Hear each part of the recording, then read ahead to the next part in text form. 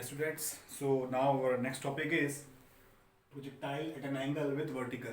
In the previous topic, we have seen that the projectile, when it follows a path, it makes an angle along with x-axis. But here, according to the topic, according to the heading, the particle moving moving in a circular path following the trajectory, but it makes an angle with y-axis.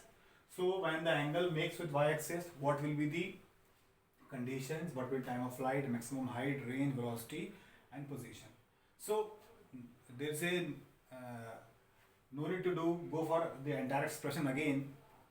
In examination, you have to solve it, but here it's not required for me. It's not required to express again and again.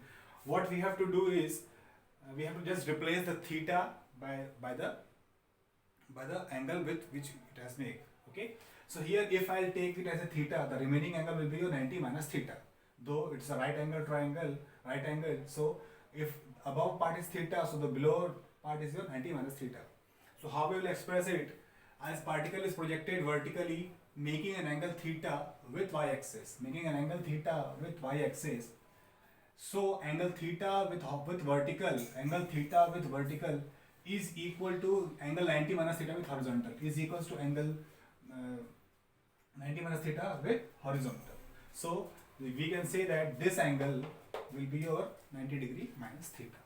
Now we have to replace just theta by 90 minus theta, rest all the process will be same. So what will be the time of flight? T will be given by T equals to 2u sine 90 degree minus theta by g.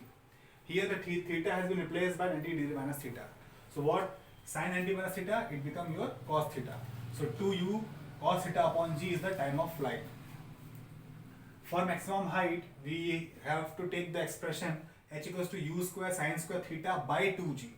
But here theta is nothing but your 90 degree minus theta. So again square 90 minus theta become your cos square theta. Rest all the parameters will be same. So h will become your u square cos square theta upon 2g.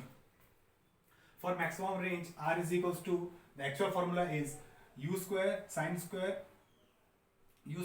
2 theta upon g. Here the 2 theta will replace by sine 2 90 degree minus theta because we are dealing with this one. So taking multiply 2 inside, the equation become u square sine square 180 degree minus 2 theta upon g. Now sine of 180 degree minus theta will give you sine theta. So the final expression for this topic, the range will be given by u square sine 2 theta upon g. For the path of projectile, y equals to x tan 90 degree minus theta minus 1 by 2 gx square upon u square cos square 90 degree minus theta. Here theta has been replaced by 90 degree minus theta. So tan 90 minus theta is your cot theta, cos square 90 minus theta is your sin square theta. So the final expression for the path of projectile, y equals to x cot theta minus gx square upon 2 u square sin square theta. Time of flight, maximum height, range, path of projectile. Now velocity at any time. What will be the velocity? The v component what will be there. So for that we have taken v equals to u square plus g square t square minus 2ug sin theta sin 90 degree minus theta. Okay. Again sin 90 degree minus theta will become your cos theta. So this is the value of v in terms of your cos theta. And what will be the angle the beta makes at point P? Tan beta equals to u sin 90 degree minus theta upon u cos 90 degree minus theta minus of gt. So again replacing 90 degree minus sin 90 minus theta is your cos theta, cos 90 minus theta is your sin theta. So tan beta's value is equals to u cos theta minus gt upon sin 90 degree u sin theta. So in this derivation, what I have done, I have just replaced the theta by 90 degree minus theta. So the total scenario has been changed from horizontal to vertical. The method of doing is same. Only the changing of degree is required. You have to change the degree of theta to 90 degree minus theta and do the trigonometric expression. The rest of all the equation will be same here. This is one of the most important topic that always asked according to the numericals. Thank you.